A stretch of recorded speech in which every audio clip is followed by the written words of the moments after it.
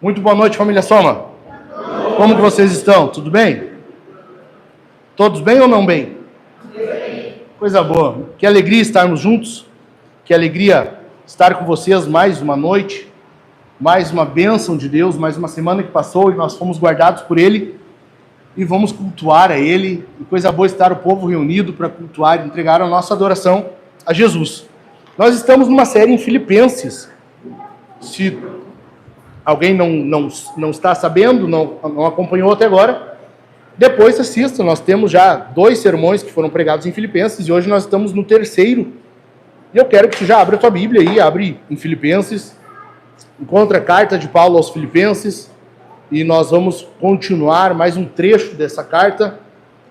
Para mim é uma alegria estar falando sobre isso, porque eu amo a Bíblia, eu amo Jesus, eu amo Paulo, que fala sobre Jesus, eu amo a carta de Filipenses, porque Paulo escreve aos crentes de Filipos, dando instruções, e é uma carta que ele não está defendendo o apostolado dele, então ele não está metido em treta, ele não está resolvendo confusão, ele está basicamente escrevendo para amigos, preocupado com eles, porque sabe que eles também estão preocupados com ele, isso é recíproco, e ele quer só precaver de que a igreja entre em maiores confusões, maiores problemas. Basicamente é isso. E nós vimos até agora, capítulo 1, parte dele. Primeiro sermão nós vimos Filipenses 1, do 1 até o 11. Semana passada nós vimos do 12 até o 26. E hoje nós vamos ler aí dos versículos 27 até o final do capítulo. E capítulo 2, dos versos 1 ao 5. Então, se tu tiver com a Bíblia aberta, já fica com ela por aí, porque nós vamos ler esse trecho. Mas antes, eu quero dizer o que para ti? Nós estamos vivendo num período em que a sociedade está cada vez mais isolada. Se diz que a internet aproximou as pessoas, né? Mas a verdade é o contrário. A verdade é que com a internet, com as redes sociais, cada vez mais as pessoas ficam afastadas umas das outras, mesmo às vezes dentro de casa. As pessoas estão afastadas umas das outras, às vezes sentadas no mesmo sofá. A verdade é que podem estar 2 juntos, em mundos diferentes, em universos totalmente diferentes. E essa é a realidade que nós estamos vivendo. Infelizmente está assim. Quer ver? Não, dá uma olhada nessas imagens aqui em cima. Ó. Algumas matérias sobre a solidão. Dá uma lida ali. Olha como está a nossa sociedade hoje. É assim que nós estamos vivendo os nossos dias. Solidão. Solidão causando problemas. Depressão por causa de solidão. Ansiedade por causa disso. E assim vai. Vocês estão vendo? Eu separei aí umas 4 ou 5 matérias só para tu ter uma noção de como o período que nós estamos vivendo, ele é único na humanidade. Ele é único. Nós estamos num período em que as gerações de agora são as únicas que já vivem com uma tela na frente. Quem aqui é da minha... Eu sou de 84. Quem é dessa década aí, de 80 a 90? A maioria, né? Vocês pararam para pensar que nós somos a última geração que brincou na rua sem ter uma tela na frente? Sem estar necessariamente na frente de um videogame, na frente de um smartphone, um tablet? É a última geração da humanidade. E casualmente, ou não, é de agora, é neste período que nós estamos vivendo, em que tem se experimentado maior solidão. Quem experimentava solidão antes? Os eremitas, pessoas que estavam no deserto, pessoas que saíam para viver nos cantos mais exilados que tivesse, pessoas afastadas da família, que não tinham como se comunicar. Hoje tem a internet para isso. E ainda assim, nós experimentamos muita solidão. E a carta de Paulo, ela vai lidar um pouquinho sobre isso e vai dar a resposta exata, a resposta correta para quem quer vencer a solidão, para quem quer vencer esse grande mal que tem afligido. Afinal de contas, nós fomos criados para viver em comunidade. Deixa eu tentar explicar rapidamente para vocês. Nosso Deus é um Deus comunitário. Nós cremos num Deus que é uma santa trindade, correto? A trindade, Deus Pai, Deus Filho, Deus Espírito Santo. As três pessoas vivem em plena comunhão, desde os tempos eternos, passados, até a eternidade futura. Sempre foi assim e sempre será. Três pessoas que formam um único Deus, que vivem em plena harmonia, felicidade, comunhão, deleite. Um Deus que é eternamente feliz. E a Bíblia diz que Deus criou o homem à sua imagem e semelhança. Ou seja, nós fomos criados para viver em comunidade. Nós não fomos criados para viver isolados. Por causa disso, quando Deus cria o homem, Deus vê todos os animais, tudo ok, e ele olha para o homem e ele diz o quê? Não é bom que o homem esteja só. Nós não fomos criados para viver sozinhos, isolados, em solidão. Nós não fomos criados para isso. Nós fomos criados para viver em comunhão, em comunidade. Entenderam? Nós fomos criados assim, faz parte da nossa natureza, faz parte de quem nós somos. E a solução para a solidão não é amizade. Estranho falar isso, né? Mas a solução para a solidão não é a amizade. A solidão só é resolvida, só é solucionada quando nós encontramos unidade em Cristo. Somente assim. E é sobre isso que nós vamos falar hoje. É sobre isso. Porque a igreja é essa colônia do reino, esse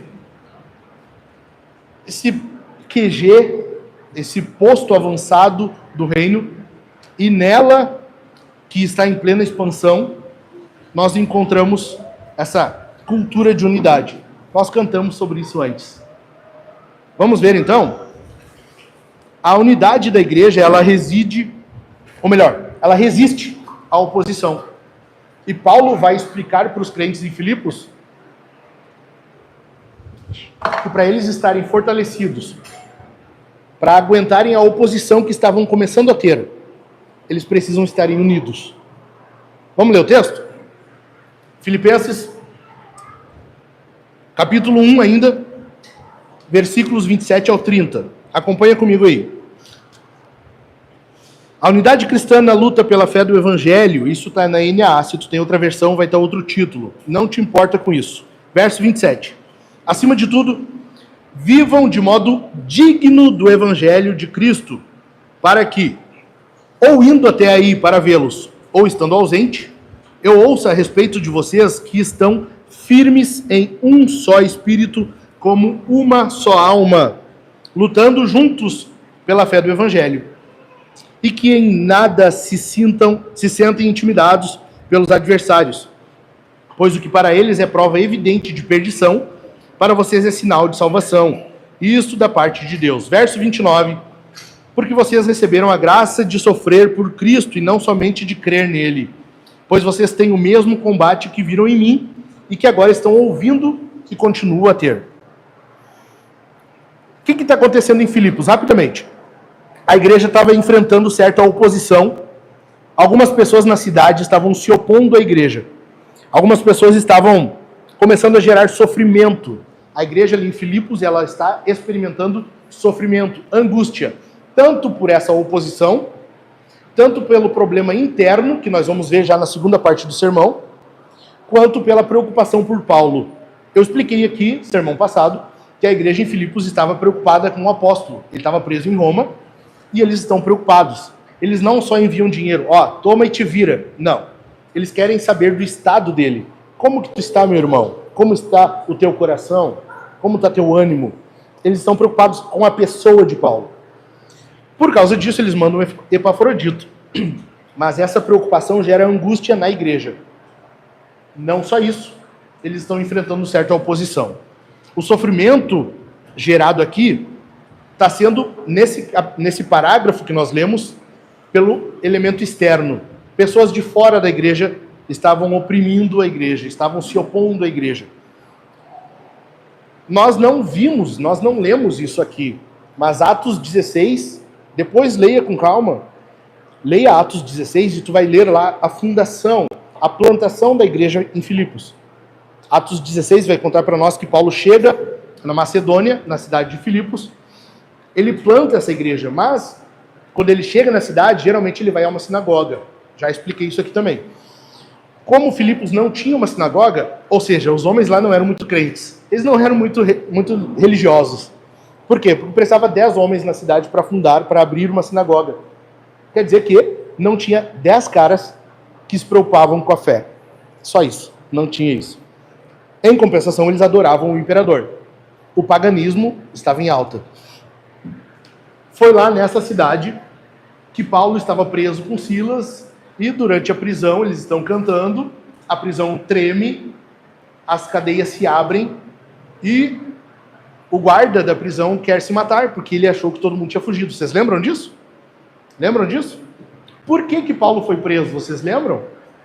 Porque ele havia expulso o demônio de uma jovem que ficava indo atrás deles o tempo todo e dizendo: ouçam eles, esses são homens de Deus, ouçam o que eles têm a dizer. Nem sempre pessoas que concordam contigo vão ser pessoas de Deus. Nem sempre pessoas que falam aquilo que tu quer ouvir são pessoas enviadas por Deus. Paulo, indignado com a situação já, ele olha para a jovem e expulsa o demônio dela. Estragou os ânimos, estragou a amizade, estragou totalmente qualquer amizade que houvesse de cristianismo com paganismo. Porque havia pessoas que lucravam com ela. Essas pessoas estavam lucrando com essa jovem e eles prendem Paulo, enfim. Ali já surge oposição. 10 anos depois, que é mais ou menos o tempo que Paulo levou para escrever essa carta, ainda tem oposição. E possivelmente ela está mais forte do que antes. É isso que está causando incômodo na igreja. Entenderam? É isso que está causando incômodo. Angústia. É isso que está tendo como rivalidade, como oposição. E aqui nós vamos ver 3 elementos que Paulo dá nesses versículos, nesse trecho que nós lemos. 3 elementos para combater ou para manter a unidade contra a oposição de fora. Vamos ver no texto? Primeiro deles, 27, versículo 27. Nós vamos ver que Paulo manda eles se manterem coerentes. A coerência é o primeiro elemento que Paulo encoraja nos irmãos em Filipos. Verso 27. Vivam, acima de tudo, vivam de modo digno do evangelho de Cristo. Eles têm que serem coerentes. Aqui, vivam de modo digno. O termo no original, e eu não vou me arriscar a falar o original aqui, porque eu posso falar um palavrão sem querer, tentando falar grego. O original aqui, a ideia, Paulo está fazendo um jogo de palavras. Por quê? Lembram, Filipos era uma cidade romana, a cidade toda se orgulhava da cidadania romana, e tanto que eles idolatravam o imperador. Eles tinham orgulho da cidadania romana que eles tinham como cidadãos filipenses. Paulo está dizendo isso, vivam como cidadãos. O termo ali é cidadãos. Vivam de modo digno do evangelho. Paulo está fazendo uma contraposição ao ser cidadão romano e filipense. Estão entendendo? Paulo está fazendo um jogo de palavras aqui porque ele vai antecipar aquilo que ele vai falar lá no capítulo 3, versículo 20, que a nossa pátria está nos céus. Ele está antecipando isso, dizendo para os crentes: vivam como cidadãos dos céus. O teu modo de viver, independente se tu é hamburguense, se tu é de Sapiranga, se tu é de Ivoti, se tu é de Porto Alegre, o teu modo de viver, primeiro de tudo, tem que ser de acordo com o evangelho. Tem que ser de acordo com a tua fé. Tu tem que ser coerente com aquilo que tu crê. Entenderam? A tua cidadania, a tua nacionalidade, de onde tu é natural, importa? Talvez. Mas o que mais importa é se o teu modo de viver condiz com aquilo que tu crê. Se o teu modo de viver está de acordo com aquilo que tu diz acreditar. Entendeu? Basicamente é isso, tu tem que ser coerente. Por isso Paulo está dizendo: vivam de modo digno do evangelho de Cristo. Basicamente Paulo está dizendo assim, ó: tu tem que viver de um jeito que quando as pessoas te olham, elas veem um cidadão do céu. Sabe quando tu vai no mercado e teu filho faz um certo fiasquinho lá porque ele quer um salgadinho? Não que isso aconteça com os nossos filhos, né? Eu digo os de fora. Os nossos não fazem isso. Os nossos filhos não se comportam desse jeito. É óbvio que não. Das outras igrejas, sim. Sim. Os nossos, não. Uma vez a Sofia fez isso no mercado. Essa semana nós lembrávamos ainda. Nós fomos no mercado e ela queria um salgadinho. Na época era só ela, né? Era a única Valentina que tinha. Era só ela. E ela começou a chorar que queria um salgadinho. E eu disse não. E ela começou um mini escândalo ali. Mas por que não? Por quê? E aí eu comecei a fazer o meu escândalo. Eu comecei a falar alto, chorando, porque eu não quero te dar o salgadinho. Eu não quero. Foi um santo remédio. Nunca mais ela fez isso. As pessoas acharam que eu não estava bem na cabeça. Mas ela parou. Nunca mais fez isso, né, minha filha? Sabe quando tu tá no mercado e teu filho faz esse escândalo e tu pensa assim, não é esse exemplo que eu gostaria que as pessoas tivessem da minha família. Não é esse o modo de viver da minha família. Não é essa imagem que eu quero da minha casa, da minha família, dos meus filhos. É basicamente isso que Paulo está dizendo. A imagem que as pessoas têm que ter de ti tem que ser de acordo com aquilo que tu prega, com aquilo que tu fala, com aquilo que tu crê. Entendeu? Basicamente, não seja uma criança que faz escândalo no mercado. Nós estamos vendo aqui diante de nós, versículo 27, Paulo fazendo uma contraposição de cidadãos filipenses, cidadãos romanos, com cidadãos do céu. Cidadãos que devem ser dignos de um modo de viver, se portar dignamente de acordo com a fé que tem. Basicamente, hoje o mundo ele te encoraja a ter um estereótipo de acordo com o que eles querem. Se tu é um cidadão de esquerda, tu será obrigado, ou tu será forçado a viver desse jeito. Tu tem que ter sovaco cabeludo, cabelo roxo, talvez cabelo verde, alguma coisa tu vai ter que fazer para estar de acordo.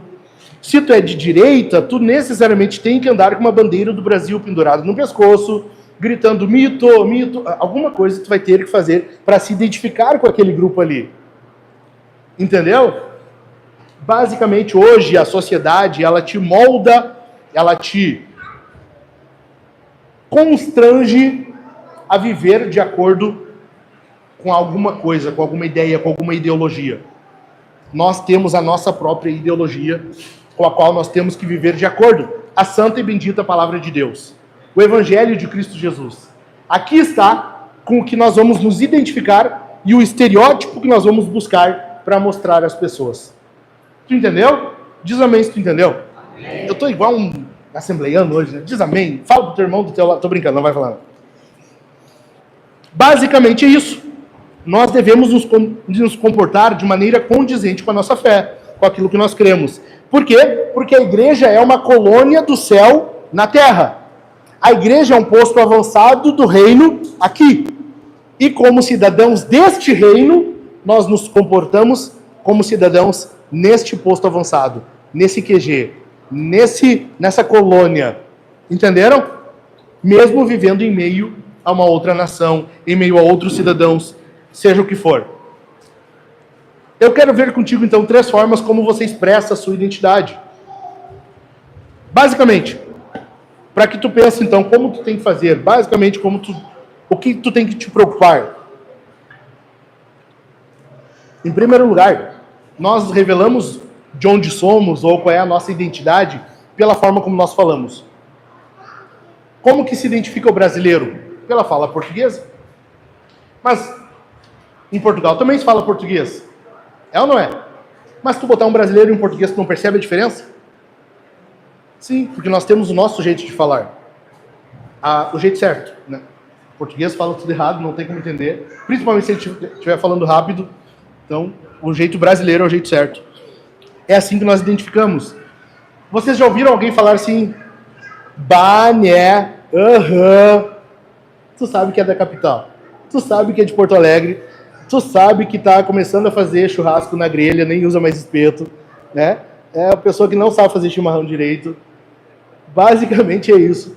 É a pessoa que usa cuia de cerâmica, uma bomba de acrílico e não toma chimarrão mais Galdério como deve ser. Se a pessoa diz, bah, né, tu sabe que não houve Baitaca, não houve JM, não houve San Marino, tá? Entendido? Basicamente é isso. Por quê? Porque tu identifica. Novo Hamburgo era assim, agora está um pouco menos. Não está mais tanto, mas basta tu subir alguns quilômetros, vá até Ivoti, e tu vai ver muitos cidadãos falando com sotaque alemão.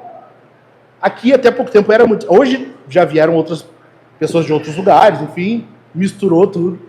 Mas Ivoti, as cidades aí para cima ainda tem muito disso. Eu conheci pessoas, idosos, que sequer falavam português. Para se comunicar com a família era só em alemão. Tem muito disso. E tu identifica pelo jeito de falar. A fala revela a tua identidade. Além disso, em segundo lugar, o comportamento. O comportamento identifica de onde tu é, a que grupo tu pertence. E aqui muito quer dizer como tu age na tua empresa, com os teus colegas, no grupo de WhatsApp, sabe? Muito quer dizer como tu age diante dos outros, quando os outros estão querendo te constranger. Sabe quando vem um colega mostrando pra ti, olha só esse vídeo aqui, um vídeo pornô, e daí tu tá junto com os outros e tu não quer pagar de quadrado. Tu não quer ser o retrógrado, né? O crente chato. Tu aceita, tu assiste, tu dá uma risadinha. Basicamente é isso. Como que tu te comporta com os outros? Com quem não é do mesmo grupo que tu? Ou o contrário, às vezes na igreja, com os outros cristãos, tu fala o crentez. Tu fala como tu sabe que eles vão entender. Tu sabe te colocar junto dos crentes, falar como crente. Estão entendendo? O nosso comportamento, ele revela de onde nós somos. Nós não nos comportamos para sermos salvos, mas nós nos comportamos bem porque o nosso nome já está escrito no céu, porque nós já somos cidadãos de lá, nós já temos uma identidade de lá, e por causa disso, nós agimos com boas obras, como dignos da fé que nós temos. Entendido? É assim que nós nos comportamos. Em terceiro lugar, de acordo com a cultura. Cada grupo identitário, cada comunidade tem a sua cultura. Tu vai para o Nordeste, vai ver acarajé, tu vai ver arroz de baião, né? Arroz de baião, se eu não me engano, tudo o João fez para nós. Acho que é. Tu vai ver tapioca, enfim, muita coisa. Tu vem aqui para o Sul, o Rafael chegou a comemorar lá atrás. Falei tapioca, ele quase falou em línguas lá. Aqui, tu vem pra cá, tu vai ver churrasco. Churrasco mesmo, né? Não é qualquer coisa. Desculpa, quem é de fora, estrangeiro, tipo o Rafael. Mas aqui é churrasco valendo. Vocês sabem que o churrasco gaúcho é o melhor do mundo, né? Sabem disso, né? Não precisa eu ter que explicar isso. E não é coração falando. É fato. É fato. Ok? A cultura revela, por exemplo, a Sul veio com um chimarrão pronto para tomar. Nós temos chimarrão por quê? Porque faz parte da nossa cultura. Nós fomos uma vez para Natal e eu levei os nossos apetrechos para fazer chimarrão. E lá eu pedi no hotel, por favor, tu pode esquentar uma água para mim? Eu quero tomar um chimarrão. E o rapaz estranhou, mas tá calor. Sim, eu sei. Eu sei disso. Esquenta para mim, por favor. Tá. Deu mais esquenta, tá? É quente. Não, pode deixar. O pode deixar dele já me deixou desconfiado. Ele foi e voltou quando eu fiz o chimarrão, que dei a primeira bicada, água fria, sabe? Sabe aquela água morna, assim? Eu, cara, como é que tu fez? Eu fiz assim, quando eu vi que estava começando a levantar fumaça, eu desliguei. Não. Tu não tá entendendo. Eles fazem assim, ó, deixa ferver. Deixa ferver a água e daí eu deixo a térmica aberta e eu vou controlando até a água tá boa. Eles não entendem a nossa cultura, porque é o nosso, nós nos identificamos assim. Entenderam? A cultura revela de onde tu é, a que grupo tu pertence. assim é com a tua cidadania do céu. Teve um homem uma vez que chegou no pastor dele e perguntou que leitura o pastor recomendava, que tipo de livro ele indicava, ou quais títulos ele poderia ler para evangelizar melhor os amigos. Ele queria que os amigos entendessem mais sobre o evangelho, que os amigos pudessem compreender um pouco mais a fé cristã e se aproximasse mais um do outro. E o pastor pegou e leu para ele 2 Coríntios 3. 2 Coríntios 3, verso 2 diz assim: vocês são a nossa carta, escrita em nosso coração, conhecida e lida por todos. Ele disse, essa é a carta, esse é o livro que os teus vizinhos vão ler. É isso que eles estão lendo. Eles já estão lendo. O que eles estão lendo? E eu quero perguntar para ti hoje. O que os teus colegas, teus amigos, teus vizinhos, que tipo de carta eles estão lendo? O que eles estão lendo que faça neles, ou que cause neles um impacto a ponto de desejar viver esse mesmo modo de vida que expressa a fé interior que tu tem? Entenderam a pergunta? Que carta é essa que eles estão lendo? Em segundo lugar, Paulo dá uma sugestão, o segundo elemento que ele fala é a cooperação. Em primeiro lugar, eles precisam ser coerentes com o modo de viver. Em primeiro lugar, isso. Em segundo lugar, é necessário que haja cooperação. Verso 27 ainda, lê comigo aí. Verso 27. Então, de modo digno do Evangelho de Cristo Jesus, para que, ou indo até aí para vê-los, ou estando ausente, eu ouça a respeito de vocês que estão firmes em um só espírito, com uma só alma, lutando juntos pelo Evangelho. Lembram que nos 2 primeiros sermões eu falei que Paulo está muito interessado em que a igreja viva unida? Desde o início, ele tem falado todos, porque eu amo todos vocês, que quando eu lembro de todos vós, e ele está sempre generalizando todos vocês. Por quê? Porque ele quer que a igreja veja a si mesma como um só.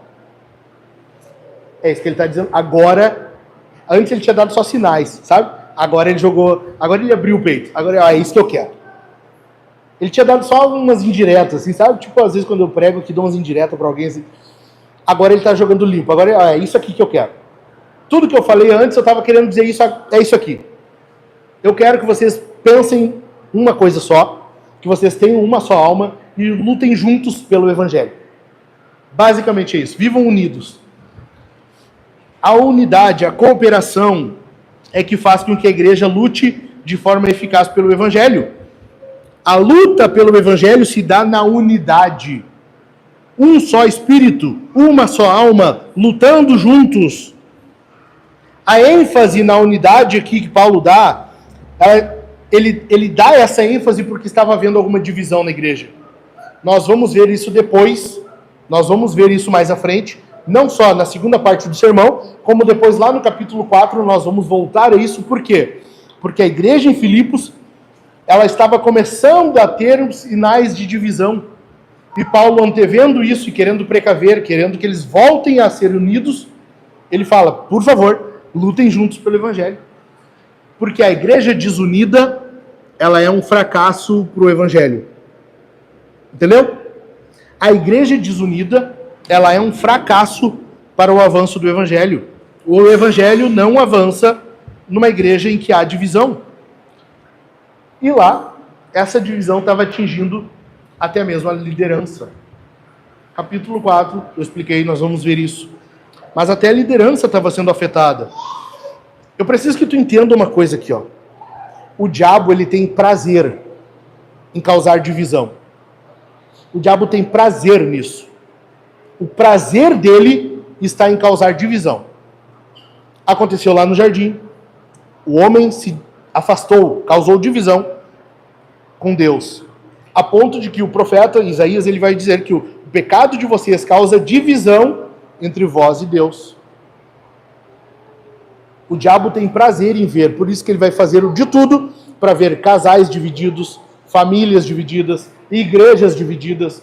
Tudo que Deus criou, o diabo quer destruir ou corromper. Tudo que Deus criou, o diabo fará de tudo para ver fracassar. E a igreja é isso. Lembra que eu falei ainda lá na garagem que nós somos uma plantinha muito pequena? O diabo ele vai vir com tudo para dividir isso aqui. E ele tentou, já nós vimos isso. Tu sabe do que eu estou falando. O diabo tenta, ele vem, ele quer ver a coisa dividida. Nós temos que lutar juntos pelo avanço do evangelho. É juntos. Pensar igual, ou um só pensamento, um só espírito, não é todo mundo pensar uniformemente, ter o mesmo tipo de compreensão intelectual, não é isso. É o mesmo propósito, o mesmo espírito, todos desejarem a mesma coisa. Que coisa é essa que eu falei que é muito importante para Paulo? Quem lembra? O que é muito importante para Paulo? O evangelho. O avanço do evangelho. O evangelho avançando. Tanto que, no capítulo 1, nós vimos, do versículo 15 até o 18, Paulo está dizendo que tem gente que prega o evangelho por inveja e rivalidade com ele, Paulo. E ainda assim, o que ele diz? Eu me alegro, porque com isso o evangelho está avançando. Importa que Cristo seja pregado. Nós temos que ter esse mesmo espírito, essa mesma alma, esse mesmo propósito, porque somente assim o evangelho avança de forma eficaz. Amém? Amém, Amém, igreja? A igreja é cooperando junto, é como, eu falei semana passada, como um time, como um exército. E ele fala isso, né? Lutando juntos, finalzinho do 27. Lutando juntos pela fé do evangelho. O evangelho, ele é uma luta. O avanço do evangelho se dá em meio a uma batalha. Efésios 6, versículo 10 em diante, você sabe, Paulo diz para tu te revestir de toda a armadura de Deus. Nós não estamos num parque de diversões. Nós estamos numa batalha. É uma batalha que já foi ganha, uma batalha que já foi conquistada, uma guerra que já foi conquistada, mas nós ainda temos umas batalhas pela frente. E nisso importa que estejamos unidos. Nisso importa que pensemos juntos, como um time. Em terceiro lugar, o terceiro elemento de Paulo é a confiança. Olha comigo aí. Versos 28 até o 30. Verso 28, Paulo diz: sejam confiantes e que em nada se sentem intimidados pelos adversários, pois o que para eles é prova evidente de perdição, para vocês é sinal de salvação. Isso da parte de Deus. Paulo, em outras palavras, está dizendo: sejam confiantes. Confia. Confia. Se tu tem oposição, se tu está tendo dificuldades, está tendo alguém se colocando contra você, mas tu está se mantendo fiel ao evangelho, confia. Confia, porque essa batalha, essa luta, não é só tua. Entendeu? Tem alguém que luta por ti. Tem alguém que embraça junto contigo as armas dessa guerra. Eliseu fala isso, né? Diz: Deus mostra que maior é os que estão conosco do que os que estão contra nós.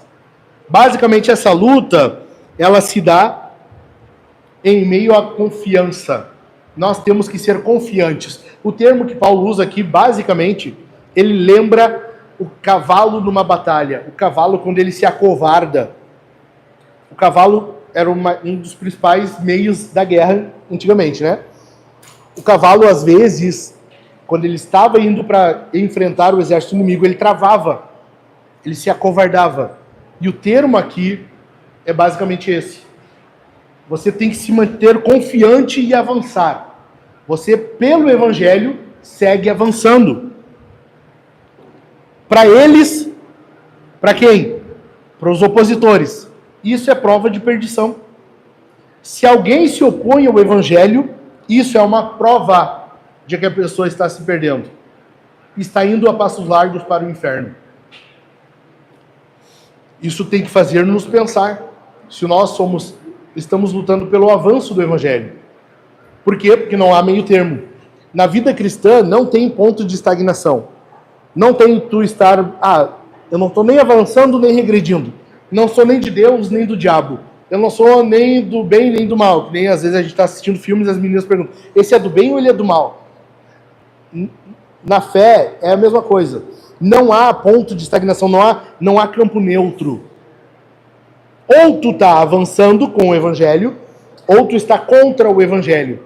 E se opor ao evangelho é sinal de perdição. Verso 28, Paulo fala isso. Para eles, isso é prova evidente de perdição. Prova de perdição. Em contrapartida, para nós, isso é prova de salvação. Prova de salvação. Mas para vocês, olha só, para vocês é sinal de salvação, e isto da parte de Deus. As lutas provam que nós somos salvos. Amém? As lutas provam, eu vou repetir. As lutas provam que nós somos salvos. Mas não é, porque todo mundo tem luta, então é todo mundo salvo. Não, tem um requisito para isso.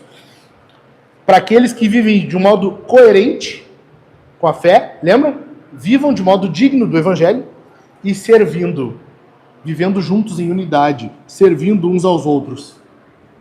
Tu entendeu? A luta é uma prova de salvação para as pessoas que vivem de forma digna do evangelho e que estão em unidade com o povo de Deus. Tu entendeu?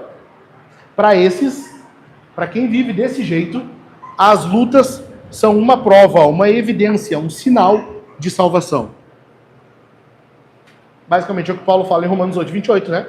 Sabemos que todas as coisas cooperam para o bem de quem? Daqueles que amam a Deus. O requisito é amar a Deus. Se tu ama a Deus, tudo coopera para o teu bem, mesmo as lutas. Entendeu? Amém? Isso é ou não é um consolo para nós? Isso é ou não é um encorajamento para nós? Percebe como Paulo quer, em tudo isso, encorajar o povo? Ele quer que o povo de Filipos sinta-se encorajado. Eles estavam começando a ter um desânimo, começando a ter um pouquinho de opressão. E Paulo quer, não, levanta e vai de novo. Vamos lá. Ele encoraja o povo. E o maior encorajamento é saber que tudo na nossa vida, desde que cumpramos esses requisitos, amar a Deus ou servir e viver de forma digna, resulta em prova, evidência de salvação para nós. Verso 29. Vocês receberam a graça de sofrer por Cristo. Tiago vai falar isso. Pedro fala isso. As lutas, as dificuldades são uma graça de Deus. É um privilégio. É um presente do Senhor para nós. Estranho falar isso. Que coisa de... Cara, eu digo, é só na fé cristã que tu vai ver esse tipo de coisa. Parece masoquista falando, muito bom, estou passando por luta, coisa boa. Porque a Bíblia diz, Pedro fala isso, alegrem-se por passar por tribulação. Parece coisa que não bate bem na cabeça. Claro, tem que dedicar umas terapias, vai fazer umas terapias, vai um psicólogo, vai... Não, tá bem? Não, é só a Bíblia. É só a Bíblia. Não, te alegra. Por quê? Está passando por luta, dificuldade, tem oposição, tem gente que te odeia. Te alegra. E é só isso. Te alegra. Entendeu? Por quê? Porque isso é sinal de salvação. Porque Deus concede isso para os seus. Em meio a tudo isso, de alguma forma soberana que só Ele sabe, isso coopera para o nosso bem. Amém, gente? Versículo 30. Versículo 30, nós vamos ver que essa confiança, ela se dá em meio a um contexto de que outros também passam por isso. Olha aí o versículo 30. Pois vocês têm o mesmo combate que viram em mim e que agora estão ouvindo que continuo a ter. Essa luta, esse combate, essa batalha pela fé que Paulo está tendo, ele está dizendo, olha, eu estou tendo a mesma coisa que vocês, estamos juntos, é nós. Vocês estão lutando? Eu também estou, fica tranquilo, não é só vocês. Por que Paulo fala isso? Porque é muito fácil, em meio à luta, a gente achar que é único. Só eu passo por isso. Deus me abandonou. Ou Elias, lembram Elias? Só eu fiquei. Todos te abandonaram, todos estão seguindo Baal, todos isso, todos aquilo, só eu restei. E Deus diz o quê? Não, não é não. Isso não é verdade. Tem outros 7.000 que não se dobraram. Aqui Paulo está mostrando para eles isso. Ei, olha só, vocês estão passando por luta? Esse mesmo combate aí, também eu estou passando. Fica tranquilo. Fica tranquilo. O povo de Deus sofre junto, mesmo estando separados. O povo de Deus, ele está em agonia. O termo que Paulo usa para combate ali, a luta, é isso, agonia. Sabe lá em Lucas capítulo 22, quando o texto diz que Jesus sofreu agonia no jardim? Lembram? Lá no Getsêmani? É o mesmo termo que Paulo está usando aqui. Agonia. As nossas traduções que traduzem como combate. Mas o texto está dizendo agonia. Essa era a luta dos crentes lá. Eles estavam passando por agonia, angústia, dificuldade, sofrimento. E Paulo está dizendo, eu também estou. Eu também estou. Não é só vocês. Eu estou preso. Eu estou entre inimigos. Tem pessoas que, mesmo pregando Cristo, ainda assim estão fazendo por rivalidade. Eu também estou sofrendo. Mas sigam firmes, alegrem-se, sigam confiantes, sirvam. E assim o evangelho avança. Amém? Uma das formas de crescer em Cristo é enfrentando os teus conflitos espirituais. É enfrentando as tuas lutas. Satanás vai tentar te convencer de que tu está passando por uma luta que é só tua. Inclusive, em alguns momentos, vai fazer parecer de que ninguém te entende. Ah, ninguém entende isso que eu estou passando. Não adianta eu explicar.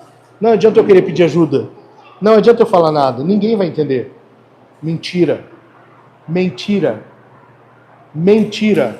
Na igreja, nós temos o dever de nos expor uns aos outros. Eu estou falando de igreja. Eu não estou falando, tá? Sinagoga de Satanás. Vai ter muito lugar aí que tu vai abrir o peito e as pessoas vão usar isso contra ti às vezes. Igreja eu estou falando. Igreja do Senhor. A igreja de Cristo ouve as tuas agonias, as tuas dificuldades, as tuas lutas e vai estar contigo na luta. Como o Dani falou aqui no começo. A igreja é para isso, é para ajudar. É uma bênção, ganhou o bebê, mas nós estamos aqui para ajudar. A mulher cheia de pontos. Não tem como limpar a casa. Não tem como fazer comida para a família inteira. Nós vamos ajudar. A igreja é para isso. Por isso Paulo diz, alegre-se com os que se alegram e chorai com os que choram. É para toda hora. A igreja é para todo momento. Se precisar rir contigo, eu vou rir contigo. Se precisar chorar contigo, eu vou chorar contigo. Nós estamos juntos. A igreja é isso. Amém? Amém. Por quê? Porque nessa batalha, nessa agonia que nós vivemos, nós estamos certos de uma coisa. Uma certeza nós temos. É só uma batalha de uma guerra que já foi vencida. Já foi vencido. Jesus já conquistou a vitória.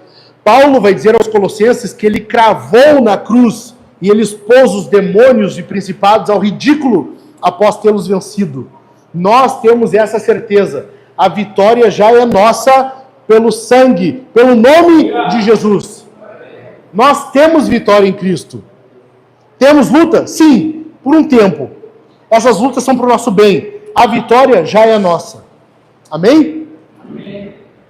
Em segundo lugar, então, havia oposição do lado de fora, havia cidadãos em Filipos que não estavam se agradando da igreja, mas, além disso, também havia divisão dentro da igreja. E Paulo está percebendo isso. Epafrodito é o irmão que a igreja comissiona para enviar a Paulo a ajuda. Paulo estava preso, não tinha como trabalhar, não tinha como se sustentar, e ele precisava de que alguém sustentasse ele. Ele era o líder da igreja, ele era o pastor, ele dependia dos irmãos. A igreja em Filipos ajuda ele enviando uma boa oferta. Tanto que no final da carta ele vai dizer, tenho em abundância. Agora, o irmão que traz ajuda para ele, Epafrodito, está trazendo um relatório também. Ele vai com ajuda, ele vai com o propósito de saber como Paulo está, e ele vai encarregado de dar notícias a Paulo. Quando ele chega lá, ele entrega a Paulo a ajuda, ele pergunta como Paulo está, e imediatamente após, Paulo pergunta, e a igreja lá, como está? E Epafrodito vai dizer, não, quase tudo bem. Quase tudo está certinho. Quase. Por quê? Por que isso? Porque andou dando umas discussão lá, Paulo. Tem duas irmãs lá que se pegaram, discutiram, enfim, não estão se acertando. Depois, capítulo 4, a gente vai ver, Rod e Sintique haviam discutido. Por isso que Paulo fala no capítulo 1, Paulo e Timóteo, servos de Cristo Jesus, aos santos em Cristo Jesus, junto com os presbíteros diáconos na cidade de Filipos. Por quê? Porque ele está englobando todos. A ideia dele é que os presbíteros diáconos sejam incluídos nesse grande grupo, que é um só. A busca pela unidade se dá junto com a liderança. E é isso que ele ouve falar por Epafrodito. Está tendo divisão lá. Começou a aparecer uns problemas. E Paulo vai, então, lidar com a igreja buscando essa unidade com os de dentro. Por causa disso, então, ele vai tratar com os irmãos sobre unidade contra a divisão dentro da igreja. Versos 1 ao 5 do capítulo 2. Olha comigo aí. Versos 1 ao 5 do capítulo 2. Portanto, e eu amo isso aqui. Pausa a leitura. Segura. Eu amo quando Paulo, ou quando a Bíblia fala portanto, ele está dizendo, então, com base no que eu falei, agora, entendeu? Aí ele vai explicar alguma coisa. Geralmente é fazer alguma coisa, ele está aplicando alguma coisa. Ele falou, está acontecendo isso, vocês estão tendo oposição, eu também, vocês têm uma luta, eu também, estamos juntos, vocês têm que estar unidos para vencer os de fora, tá? E agindo assim, o que faz com isso agora? Portanto, olha isso. Portanto, se existe alguma exortação em Cristo, alguma consolação de amor, alguma comunhão do Espírito, se há profundo afeto e sentimento de compaixão, então completem a minha alegria. O tema da alegria de novo. Completem a minha alegria, tendo o mesmo modo de pensar, tendo o mesmo amor e sendo unidos de alma e mente. De novo o tema da união, da unidade. Verso 3. Não façam nada por interesse pessoal ou vaidade, mas por humildade. O que é humildade na Bíblia? Essa semana me perguntaram no Instagram. Paulo vai explicar agora. Por humildade. O que é humildade? Cada um considerando os outros superiores a si mesmo. Verso 4. Não tendo em vista somente os seus próprios interesses, mas também os dos outros. Tenham em vocês o mesmo modo de pensar de Cristo Jesus. Eu amo essa passagem aqui. Eu amo isso aqui. Eu sou apaixonado por essa passagem. Porque parece que Paulo está colocando em dúvida de início, já. Se existe alguma exortação, se existe alguma consolação, alguma comunhão, se há profundo zelo, por que Paulo está fazendo? Por que, Paulo? Não são teus amigos? Por que está falando assim? Não, ele não está colocando em dúvida ali. Ele está encorajando os crentes a lembrarem disso e buscarem aquilo ali. Entendido? Quando Paulo fala, se tem tal coisa, se há amor, zelo, se tem tal, ele não está colocando em xeque, dizendo que, não tem isso entre vocês. Ele está dizendo, busquem isso, lembrem-se disso e busquem isso aqui. Então, os crentes devem buscar exortação em Cristo, consolação de amor, comunhão do Espírito, profundo afeto e sentimento de compaixão. É isso que Paulo está dizendo para eles. E, ironicamente, olha só, Paulo está preso. Ironicamente, quem preocupa ele naquele momento ali não são os romanos. Não é nem o soldado romano que está do lado dele, não é o imperador que pode mandar cortar o pescoço dele a qualquer momento, não são os crentes de Roma que estão pregando o evangelho, não são os outros crentes de Roma que estão pregando por rivalidade, não são esses caras. Quem que está preocupando Paulo? É a igreja em Filipos. É eles que estão preocupando Paulo. Eles são a causa da preocupação dele aqui. E Paulo está dizendo aqui que eles têm que buscar essa união. Essa união estava sendo ameaçada pelos elementos externos, que eu falei, os cidadãos de Filipos, e também elementos internos. Esses membros que estavam se desentendendo. Pessoas que estavam tendo algumas picuinhas na igreja. Que estavam tendo alguma treta ali. E Paulo tem que lidar com isso aqui agora. Gente, vamos tratar disso aqui agora, tá? Resolvemos a questão dos de fora? Beleza. Próximo ponto, os de dentro. Agora vamos tratar disso aqui. Como que vocês vão lidar uns com os outros? E aí Paulo começa a explicar. Paulo basicamente está dizendo assim, ó. As suas desavenças, as picuinhas, revelam que há um problema espiritual na comunhão entre vocês. Basicamente isso. Nada quebra uma igreja mais rápido do que o orgulho.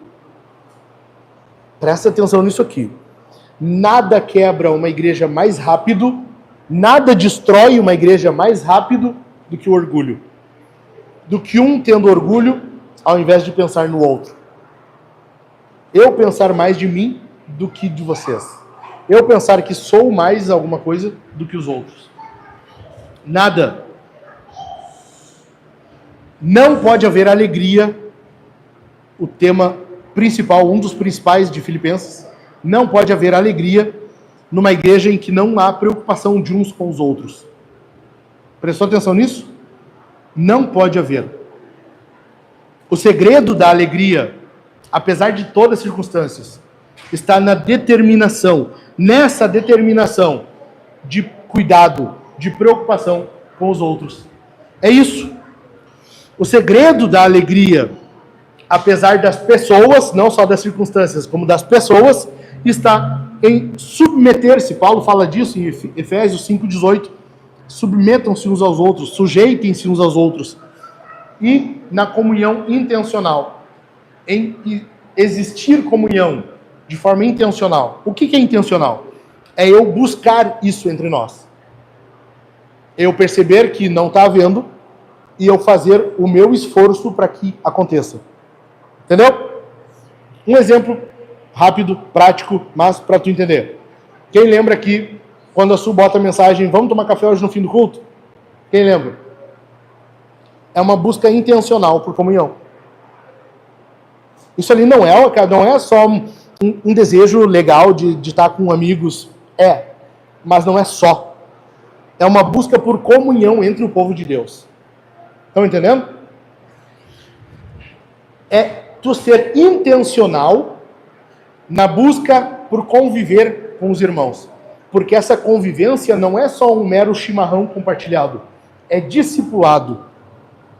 É nessa convivência, nessa comunhão, que uns vão ajudando outros. Uns vão santificando outros. Que uns vão lapidando. Como o Provérbios fala, o ferro afia o ferro. Entendeu? Nessa busca intencional por comunhão. Tem que existir isso na igreja. Se não acontece, tem problema na igreja. Presta atenção. Se não acontece isso, tem problema na igreja. Entendeu? Filipenses capítulo 1, Paulo está mostrando basicamente o quê? Jesus está em primeiro lugar. É o avanço do evangelho. A alegria porque o evangelho está avançando. É Jesus, é evangelho. Esse é o propósito de vida. Porque para mim viver é Cristo e morrer é lucro. Filipenses capítulo 2, Paulo começa a mostrar o quê? Em segundo lugar, vem os outros. Primeiro Jesus, em segundo lugar, os outros. Não são os dois maiores mandamentos? Amar a Deus sobre todas as coisas e o próximo como a si mesmo. Entendeu? Paulo está mostrando isso para nós aqui. E a gente nem chegou na metade de Filipenses. Vale muito a pena essa carta, né? Vale demais isso aqui. Eu sou apaixonado por isso aqui. Andrew Murray é um teólogo antiguinho já. Ele diz assim: a pessoa humilde não faz pouco de si mesma. Ela simplesmente não pensa em si mesma. E isso aqui é estranho falar hoje. Porque, como assim não pensar em si mesmo? A própria Bíblia fala, tem cuidado de ti e do Evangelho. Então, eu tenho que cuidar de mim. Né? Parece contraditório, mas a ideia é qual? É não pensar de ti, é não pensar em si, nos teus desejos, teus gostos, tuas preferências. Tu vai cuidar do teu coração, da tua comunhão com Deus e com os irmãos. Essa busca intencional que eu falei. Preferência, gosto, isso tu não vai pensar de si. Por quê? Porque tem outros que estão preocupados contigo. Entendeu? Ao passo que a Bíblia manda eu me preocupar mais com vocês do que comigo, é o que Paulo está falando aqui, eu sei que também o contrário vai acontecer. Haverá preocupação daí comigo. Isso é mútuo. Estão entendendo? Me diz uma coisa, não é muito melhor ter vários pensando no teu bem do que um só, que é tu mesmo? É ou não é? É isso que tem que acontecer na igreja. Por que isso não acontece? Por que a gente não vê isso acontecendo mais? Por que geralmente as igrejas são domingo, tu pega a Bíblia empoeirada na estante, tu vai para o culto, terminou o culto, aqui para casa, larga a Bíblia na estante e vai viver a tua semana. E a comunhão, e o discipulado, e a convivência, e os problemas, porque isso também santifica. Discussão, treta. Essa semana nós estávamos aqui, o Thiago e eu, batendo cabeça, como resolver isso aqui. Confusão, treta, dedo no olho. Para que mais santificação do que isso? Entende? Depois, né, Thiago, na sexta, o Kennedy passando esponjinha aqui no chão. O Kennedy com a esponjinha, nós dois ali fora conversando. E o Thiago falando de alguns problemas do trabalho dele, né, dificuldades que estava tendo, clientes que estão agindo de forma imoral, lembra? E nós conversamos sobre isso, e eu pastoreando o coração dele. Se nós não tivesse essa comunhão, essa convivência, isso não ia acontecer. Ele ia estar passando por essa luta sozinho, fora outras lutas que surgiram durante a semana, né? Alguns demônios meio conhecidos que se lançaram aí, mandando mensagem no WhatsApp, enfim. Enfim, isso é papo para outro café. Isso não acontece quando não há comunhão, convivência. Isso não acontece. E como que a pessoa será santificada daí? Não tem como. Entenderam por que nós temos... E aí a gente vai somando, a gente só vai acumulando. Entenderam por que nós temos cada vez mais igrejas fracas, homens fracos, famílias fracas, sociedade fraca? Estão entendendo por que no Brasil nós estamos vivendo uma crise de moralidade? Vocês acham que a corrupção é o problema do Brasil? Não é nem de perto. O problema do Brasil é espiritual. Entendeu? O problema do Brasil é espiritual. É ou pessoas muito afastadas de Deus, ou pessoas na igreja que ainda assim não estão muito próximas. E não há empenho, não há essa intencionalidade que eu falei. Essa busca intencional por crescimento. Entendeu? Os olhos do cristão não estão voltados apenas para si, para os seus desejos, para os seus gostos, preferências, mas sim para os dos outros, para as necessidades dos outros. E eu quero aqui propor para vocês um princípio que a gente usa lá em casa. A aplicação para nós, para ti, nessa parte aqui do sermão é essa. Eu quero que tu aplique na tua casa, na tua vida, o que a gente tem feito lá em casa. É o princípio miso. Basicamente é isso. Princípio miso. Com base nesses versículos aqui. Vamos ler de novo, do 3 ao 5? Olha aí comigo.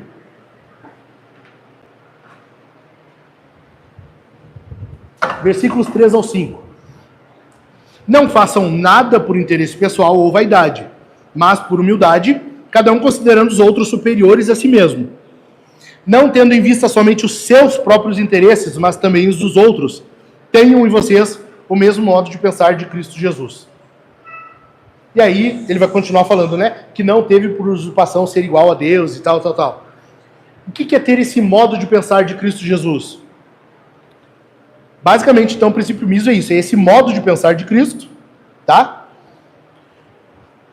Tendo esse modo de pensar, tu vai pensar no interesse. Qual o interesse que tu tem que te preocupar? Um do outro.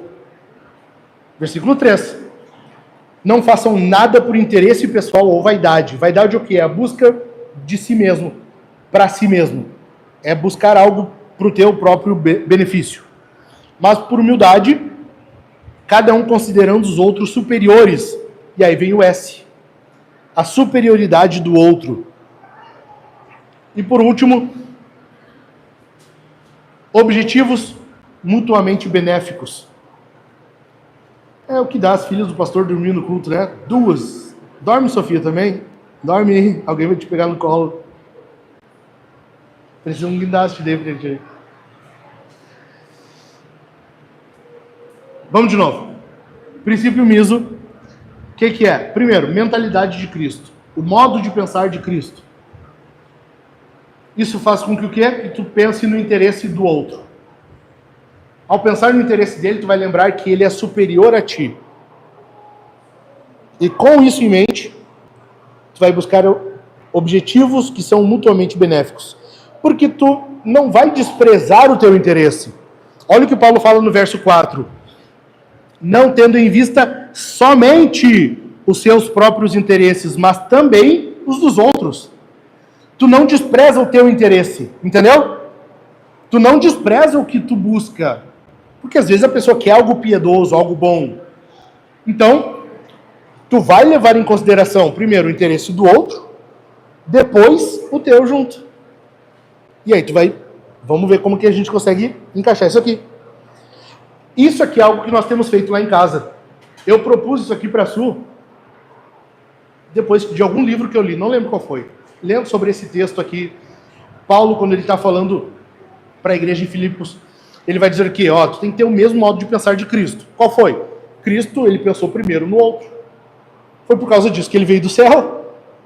Então é isso que nós temos que fazer, pensar como Cristo, no outro. O benefício do outro, junto do nosso. Como que a gente faz isso? E aí eu falei, Su, olha só. E lá em casa, assim, raramente ocorrem discussões, né? Não acontece isso lá, a gente não discute. Lá em casa, os anjos, eles tocam harpa o dia todo, nós temos ampla comunhão, nós não temos nenhuma discussão. Hoje a gente não discutiu, né? Tá tudo certo. Nós não temos discussão nenhuma lá em casa. Não é como na casa de vocês, certamente. Nas outras igrejas, eu sei que o pessoal discute, briga em casa, enfim. Nós não, graças ao bom Deus. E um dia, numa dessas, depois de ler esse trecho e pensar um pouco, eu falei para a Su, olha só, vamos nos propor a isso? Vamos ler Filipenses 2, do 3 ao 5. Toda vez que a gente discutir, vamos lembrar desse princípio aqui? E ela aceitou, coisa boa. Que eu sei que o meu interesse também vai ser levado em conta. Eu penso no interesse dela. Em contrapartida, ela vai pensar no meu. Entendeu como a Bíblia não te deixa no prejuízo? Porque a tendência nossa é pensar, olha como a gente é egoísta, como a gente é orgulhoso. Ah, mas daí só eu vou pensar no bem dela. Não é esse o primeiro pensamentinho que vem? Nessa mente pecadora que tu tem? Não é isso? Ah, mas como assim? O Diogo vai pensar, mas eu só vou pensar no bem dela e eu? Não, mas calma, a Bíblia está dizendo que ela vai pensar no teu. Entendeu? Princípio miso. A mente de Cristo faz com que tu busque o interesse do outro. Então, quando a gente discute, só um pouquinho, vamos buscar a mente de Cristo? Qual é o interesse aqui? O que tu quer? O que tu busca? Porque eu estou buscando isso aqui, isso aqui, isso aqui. E assim nós vamos. Entendeu? Em terceiro lugar, tu vai pensar na superioridade do outro. Ele é superior a ti. Tu não pensa mais de si do que do outro. Tanto que Paulo vai dizer isso. Não pensem mais de si do que convém. E com isso em mente, tu vai buscar objetivos que são mutuamente benéficos. Entendeu?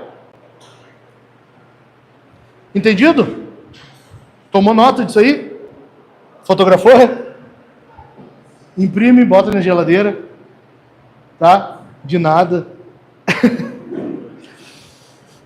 Um repórter uma vez chegou num consultor, um famoso, um grande consultor de RH, e perguntou para ele qual era o segredo para ele conseguir encaixar um grande número de pessoas em empresas e tanto a pessoa quanto a empresa dar certo em grande escala.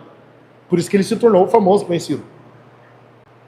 E ao ser questionado, o consultor disse assim: a questão é que tu não tem que dar responsabilidade para a pessoa para descobrir quem ela é ou o que ela pensa. Não é assim. Responsabilidade é fácil de lidar. É fácil tu assumir um emprego, tu saber o que tu tem que fazer e fazer. Tu quer descobrir a pessoa, dê privilégios a ela. Aí tu vai saber, de fato, o quanto ela é egoísta e quanto ela pensa no seu benefício. Entendeu? E foi exatamente isso que Cristo fez, ao contrário. Ele tinha muitos privilégios. Nós vamos ver isso semana que vem. Eu estou dando spoiler aqui já. Mas Jesus tinha muito benefício, muito privilégio. O que ele fez? Abriu mão. Ele abriu mão. Por quê? Porque ele pensou em nós. Nós somos muito acostumados aos nossos confortos, às nossas comodidades, aos nossos benefícios, tanto que é difícil abrir mão quando precisa. Quanto mais abrir mão por causa do outro. Mas foi exatamente isso que Jesus fez. Entendeu? Foi exatamente o que ele fez. Ele abriu mão. Foi exatamente isso que ele fez. Então, Paulo quer o que aqui? Unidade da igreja. Basicamente, dependência um do outro. A dependência tem muito a ver com reconhecer que nós fomos criados para essa vida em comunhão. Nós não fomos criados para viver só. Não é bom que o homem esteja só. Amém? Fique de pé.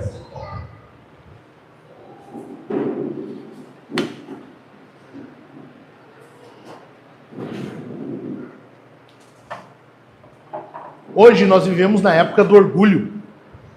É tu pensar em ti. Tu tem que buscar o teu interesse. É autoestima. Tu tem que pensar na tua autoestima. Tu tem que pensar no teu amor próprio. Tu tem que te amar. Tu tem que te amar. É a tua autorrealização. Tu tem que buscar isso. Tu tem que buscar aquilo que te faz feliz. Aquilo que vai te trazer algum prazer, algum benefício. Tu tem que buscar aquilo que vai te dar senso de realização. Orgulho. Hoje nós vivemos na era do orgulho, né? O orgulho, ele é a pessoa voltada para si mesma. A pessoa buscando o próprio interesse. Pensando de si mais do que realmente convém. É a época que nós vivemos. É tu voltado para ti mesmo. A Bíblia nos chama a viver o contrário disso. A viver o inverso disso. É pensar no outro. Se preocupar com o outro. Viver para o outro. Nós somos chamados a imitar Cristo ou não? Nós somos chamados então a servir. Porque Cristo disse: quem quiser ser o maior, que sirva.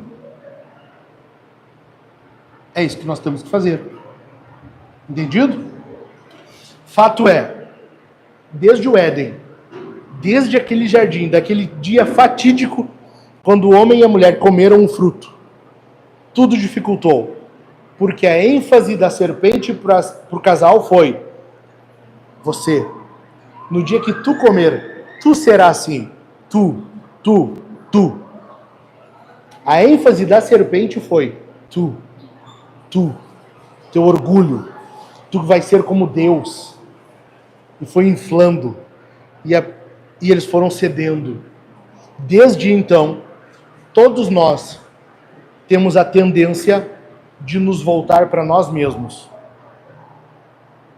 Por isso que é necessário que venha outra pessoa, o próprio Deus, encarne, se torne num de nós, viva a vida que nós não conseguimos e jamais conseguiríamos, morre por causa disso.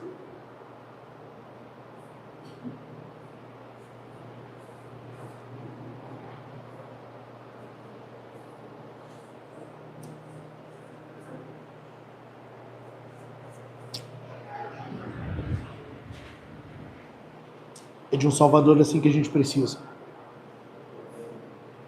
É de alguém assim que a gente precisa. Amém?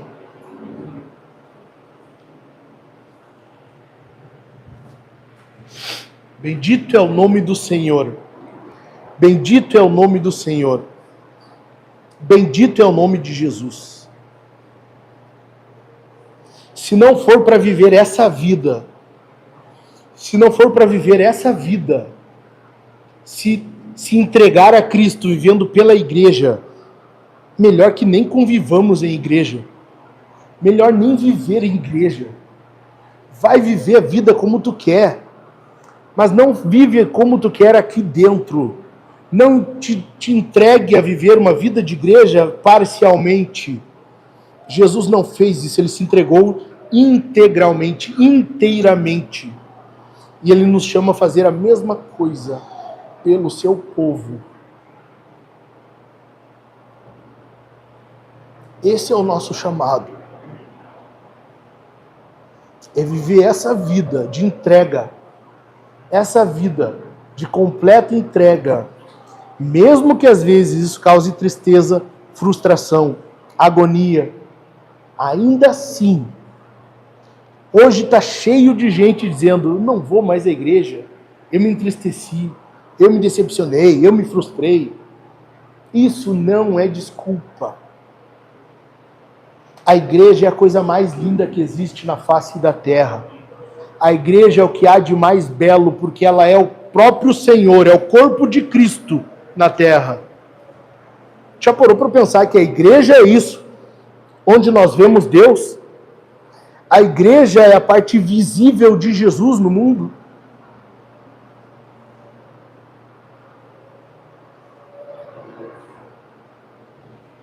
Cara, se tu não viver por isso aqui, se não te entregar por isso aqui, não faz. Nada mais compensa. Nada mais. Nada mais. Bendito é o nome do Senhor. Vamos responder esse sermão? De 3 formas, tu sabe. Nós temos por costume responder ao sermão de 3 formas. Primeira delas, nós vamos cear, nós vamos participar do corpo, do sangue de Cristo, porque ele se entregou por nós. Isso aqui é nós lembrando do que ele fez, o sacrifício dele por nós. Jesus morreu por nós. Ele teve o corpo dele esmagado, pisado, chicoteado, perfurado, transpassado, por causa de mim e de você. Ele teve o sangue dele vertido. Ele teve o sangue dele totalmente derramado, por causa de mim e de você. E nós vamos participar agora do corpo e do sangue do Senhor, lembrando disso que ele fez por nós. Jesus, ao nos salvar, ele nos convida a participar da sua mesa. Essa é a mesa do Senhor. Você é chamado a isso. Quem participa? Pessoas que estão em comunhão com ele, que comungam de Cristo. Se você congrega, se você crê no Senhor, faz parte de uma igreja, você é chamado a participar da ceia do Senhor. Participe da mesa dele. Como que nós fazemos isso? Aqui à esquerda tem o pão. Você virá até aqui, vai pegar o pão e vai mergulhar numa das 2 taças. A taça dourada tem suco. Mulheres grávidas, crianças, abstêmios, fracos, vão mergulhar no suco e comer. Os demais, que quiserem, na taça bronze tem vinho. Bebida alcoólica, mergulhe no vinho e participe de acordo com a tua consciência. Então somente faça isso lembrando, é um memorial. Jesus falou, fazer isso em memória de mim. Paulo, quando fala isso, ele diz assim, portanto, analise o homem a si mesmo, e coma do pão e beba do cálice. Você tem que fazer isso analisando, lembrando do que, como foi tua semana, como tem sido tua vida. Se você identificar algum pecado em si, peça perdão. Se você pecou contra alguém, vá até esse alguém e peça perdão. É assim que nós ceamos. Então, somente não deixe de participar. Não existe autodisciplina. Não há cristão que tenha o direito de pensar, eu não vou participar da ceia essa semana porque eu pequei. Não existe isso. É a igreja quem disciplina. Certo?